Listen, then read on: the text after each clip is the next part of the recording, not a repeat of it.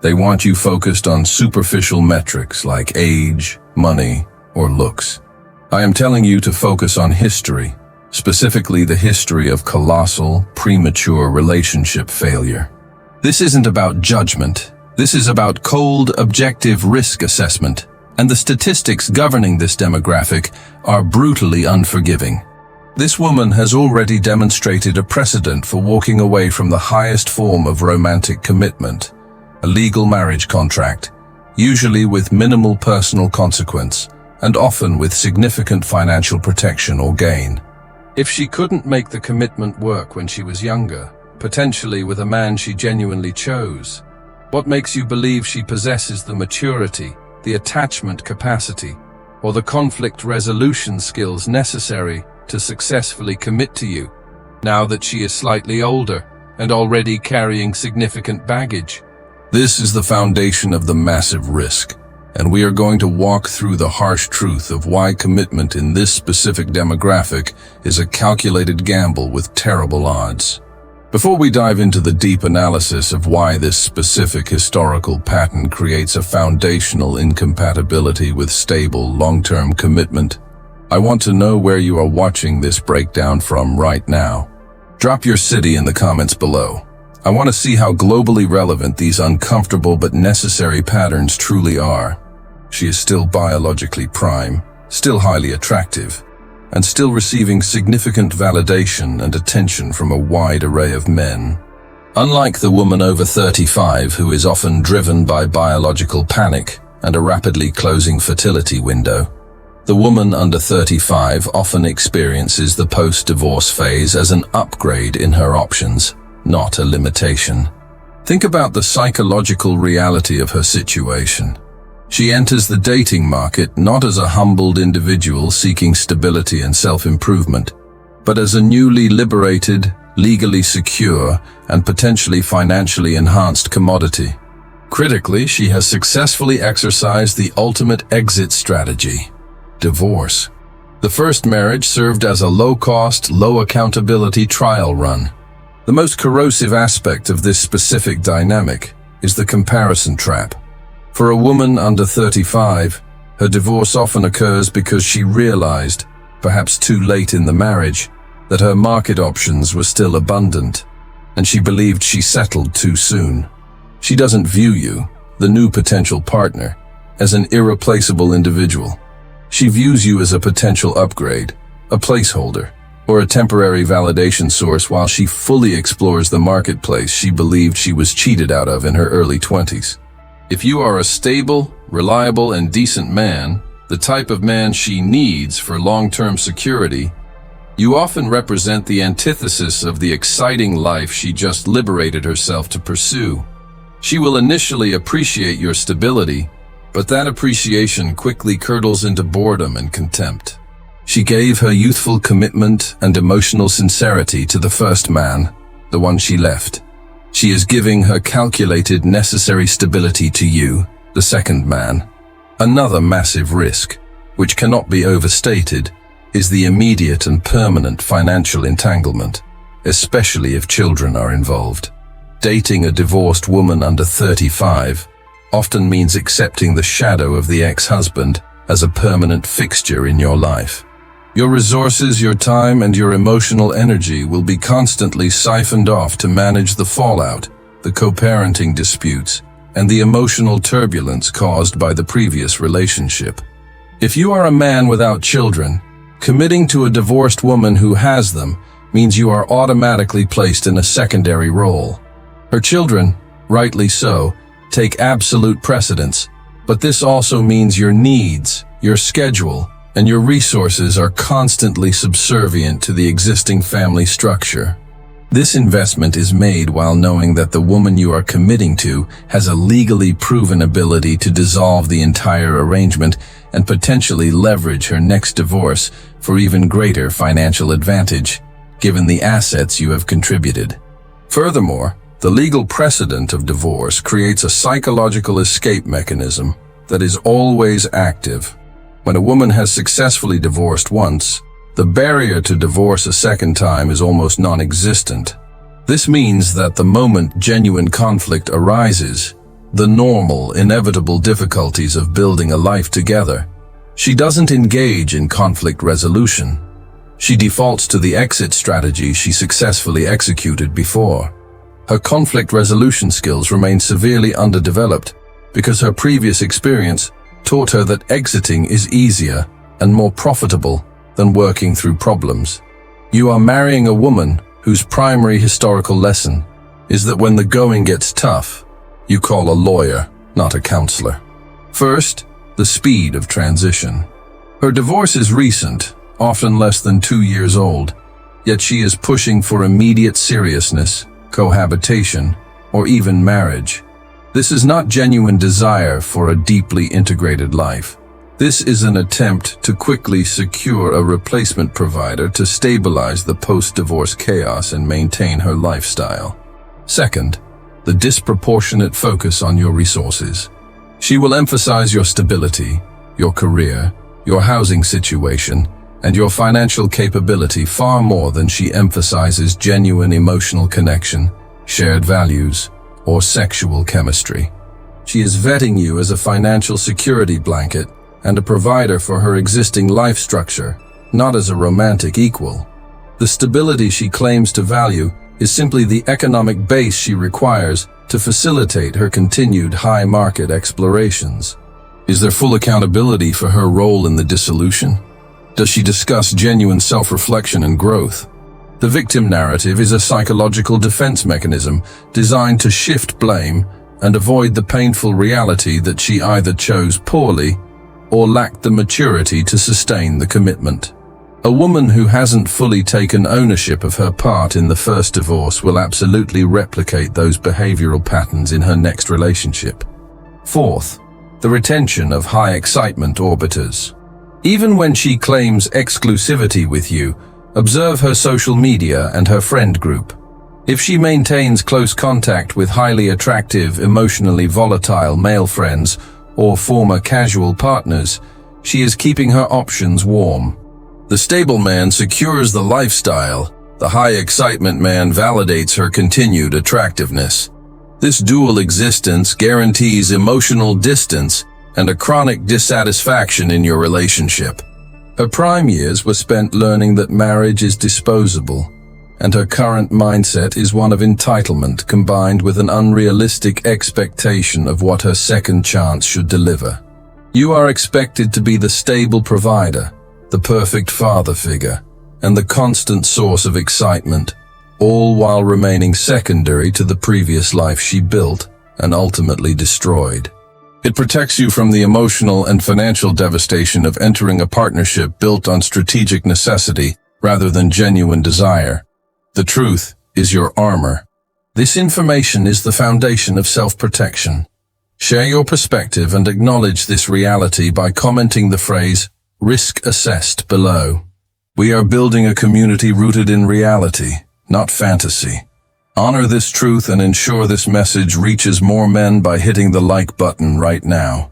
Subscribe to the channel immediately. You deserve the full picture. And the next part of this deep dive will dissect the precise long-term consequences, the alimony traps, and the custody battles that define the end of these relationships. Do not miss the critical analysis coming next. Protect your future by subscribing today.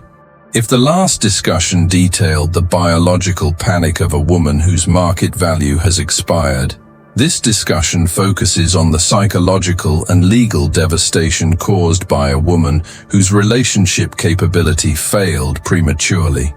You are not dealing with a woman who waited too long. You are dealing with a woman who was offered the highest level of stability, marriage, and she actively destroyed it. This isn't just a red flag. This is a siren blaring, a 5-alarm warning that tells you, here lies an individual whose capacity for pair bonding is fundamentally broken before she even hit her prime. Do not mistake her availability for suitability. Do not mistake her desperation for desire. Let me know the city you are tuning in from right now. We need to understand the scale of this pattern because millions of men are walking blindly into this trap. The statistics are horrifyingly clear. The younger the age of the first divorce, the higher the rate of subsequent relationship failures, and the more complicated the emotional and legal baggage becomes. If she failed that test before her biological and social clocks started winding down, it means the failure was rooted in character and psychology, not circumstance. She was chosen by a man, likely a stable provider, who committed his youth, his resources, and his future to her when she was still highly marketable. She gets comfortable, she gets bored, and she confuses the lack of drama with a lack of passion. She starts looking outside the marriage for the excitement, the validation, and the high-status attention that she believes her youth entitles her to. And now, she's single again, still under 35, still fertile, still physically attractive, and yet carrying the massive dead weight of a failed legal contract. The first and most immediate risk you face is the legal and financial entanglement. When you date a divorced woman under 35, you inherit a hostile financial architecture.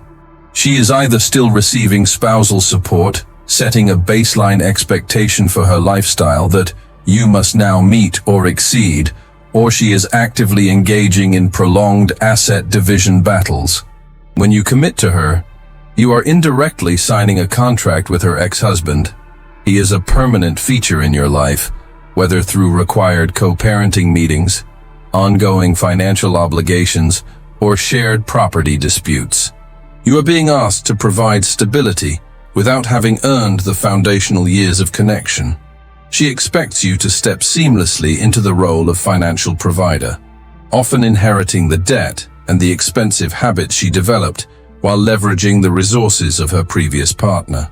If she left a man making 6 figures, she subconsciously expects you to make 6 figures, regardless of your actual starting point. This creates an immediate, impossible pressure, because your value is measured against a financial benchmark set by her past, a past she rejected, yet one whose lifestyle she wishes to retain. A woman who divorces early has established an incredibly high and often contradictory standard. She chose stability, then craved excitement and chaos, leading to the divorce. This is the ultimate, impossible paradox. You are expected to be the stable, dedicated, faithful provider who can withstand her emotional instability, while simultaneously providing the excitement and passion she lacked in her marriage. Her psychological benchmark for what a man should provide, financially, structurally, physically, is locked in the memory of the husband she discarded, and the man she rejected will, in her mind, always represent the stable, safe harbor that she knows she should have kept. You will never win this comparison. When you provide stability, she will complain that the relationship is boring, just like the marriage. She has been trained to find flaws in commitment because it was the only way she could rationalize leaving her first major commitment. The psychological damage is profound and often irreparable in this age group. For her, divorce is not a traumatic, last resort option. It is a known pathway out of conflict. Every minor argument, every disagreement about finances, every moment of disappointment will instantly trigger the thought process. I've done this before, I know how to leave, and I know I can survive. Her conflict resolution skills are destroyed because she learned that the ultimate solution to unhappiness is detonation, not negotiation. She weaponizes the threat of leaving because she has successfully executed that threat already. Furthermore, the process of early divorce often engenders a high degree of entitlement. The legal system, and often her support network, told her she was brave for leaving and deserved better. This narrative reinforces a victim mindset, where she is never responsible for the marriage's failure. The fault lies entirely with the ex-husband, society, or bad luck. And a partner without accountability will never invest the necessary effort to make your relationship last. She is seeking a therapist, a financial manager, and a fresh start, all disguised as a boyfriend. If she has children from the previous marriage, you are immediately elevated to a position of maximum consequence with minimal control. You are not the father, You are the biological outsider whose primary responsibility is to provide resources and emotional scaffolding for a family you did not create. You are expected to respect the boundaries of the co-parenting relationship, often taking a backseat to the ex-husband's decisions regarding the children's welfare, while simultaneously providing housing, financial support, and stability that allows the mother to function. You become the third wheel in a relationship that only she agreed to terminate. You are paying for a family structure where you are perpetually viewed as secondary. This is a transaction where the risk is absolute and the potential reward is negligible. She is under extreme pressure to find a replacement provider quickly because co-parenting and single motherhood are financially and emotionally exhausting.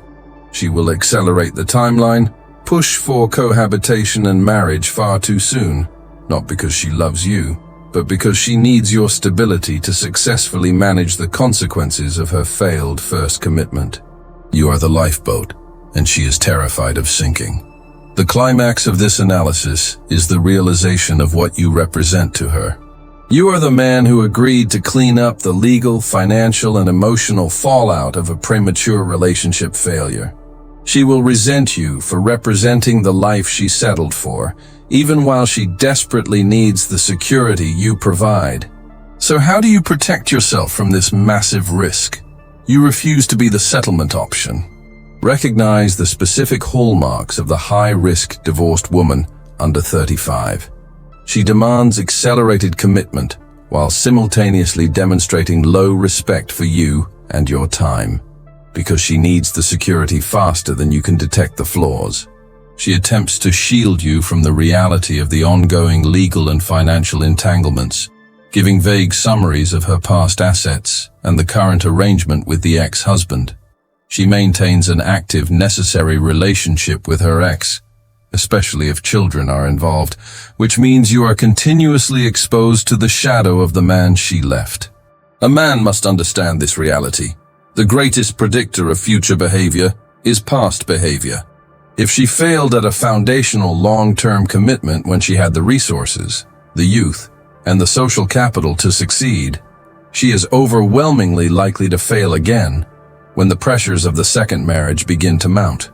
Do not commit your resources, your emotional energy, and your paternal presence to a structure that is built on the ruins of a self-inflicted crisis. You deserve a partner who chooses you out of genuine, deep-seated desire and respect, not out of strategic necessity driven by a biological or social clock that has been poorly managed.